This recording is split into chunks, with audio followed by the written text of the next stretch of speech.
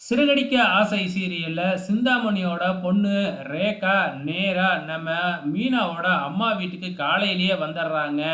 So மீனாவோட அம்மா தான் இருக்கிறாங்க. பார்த்த உடனே என்னம்மா காலையிலேயே வந்திருக்க, என்ன விஷயம் அப்படின்னு சொல்லி கேட்க, இல்ல நான் வந்து பார்த்தீங்கன்னா சத்யாவை பார்க்கறதுக்காகத்தான் வந்தேன். ஒரு மீட்டிங்க்கு இந்த வழியா போறேன். அதுக்காக சத்யா கிட்ட ஒரு விஷயத்த கேட்கணும் அப்படின்ன உடனே, அவன் மேல துணி காய போட்டுக்கிட்டு இருக்கான். நான் போய் அழைச்சுக்கிட்டு வரேன் அப்படின்னு சொல்ல, இல்ல இல்ல நானே போய் பேசிக்கிறேன். நீங்க இங்கேயே இருங்க. உங்க வேலைய பாருங்க அப்படின்னு சொல்லிட்டு மேல போய் சத்யாவ கூப்பிடுறாங்க. சத்யா திரும்பி பார்த்துட்டு, என்ன இந்த நேரத்துக்கு வந்திருக்கீங்க அப்படின்னு சொல்லி கேட்க, ஒண்ணும் இல்ல நைட்டு ஃபுல்லா எனக்கு தூக்கமே வரமாட்டேங்குது அப்படின்னு சொன்ன உடனே, அச்சச்சோ! உடம்புக்கு என்ன டாக்டர போய் பார்க்கலாமா? அப்படின்னு சத்யா கேட்கிறாப்புல. எனக்கு உடம்புக்கெல்லாம் ஒண்ணும் இல்ல அப்படின்னு சொல்லிட்டு, ஆமா என்னைய பத்தி நீ என்ன நினைக்கிற?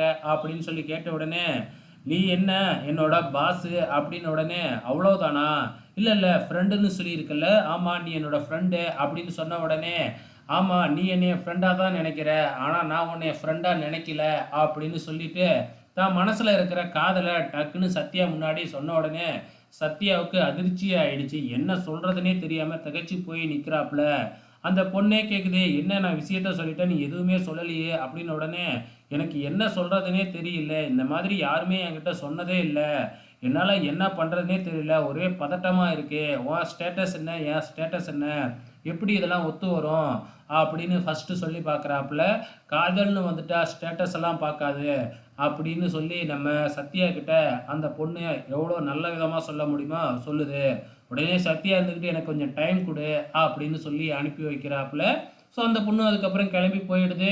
இந்த பக்கம் நம்ம மீனா வீட்ல கிறிஸோட விஷயத்த பத்தி எல்லாருக்கு மத்தியிலயும் சொல்லுது. உடனே விஜயா இருந்துகிட்டு, "அப்ப நீனும் அந்த ரோகிணியும் கூட்டு களவானீங்களா?" அப்படிங்கிற மாதிரி மீனாவ புடிச்சு திட்ட ஆரம்பிக்குது. அண்ணாமலை தான் இந்த விஜயாவ அடக்கிட்டு மீனா கிட்ட விஷயத்தெல்லாம் கேட்டு தெரிஞ்சுக்கிறாப்புல. அண்ணாமலை கிட்ட தான் நம்ம முத்து இந்த விஷயத்துல என்ன செய்றதுன்னு கேட்கும்பொழுது, "நீங்க 2 பேரும் அங்க போக வேணாம். உண்மையாலுமே கிறிஸுக்கு உடம்பு சரியில்லனாலும், அத வச்சு அந்த ரோகிணி ஏதாச்சும் ப்ளே பண்ண பாக்கும். அதனால நீங்க அங்க போக வேணாம். ஆனாலும் கிறிஸ நீங்க பார்க்கணும்." அப்படிங்கிற மாதிரி சொல்லிட்டு போயிடுறாப்புல. அதுக்கப்புறம் நம்ம முத்துவும் மீனா கிட்ட, "நம்மளும் அங்க போக வேணாம். கிறிஸையும் நம்ம வர வச்சு பார்க்க வேணாம். ஆனா நம்ம கிறிஸ பார்க்குறோம்." அப்படின்னு மட்டும் சொல்றாப்புல. என்ன பிளான் பண்ணியிருக்கிறாப்புல அப்படிங்கிறது தெரியல.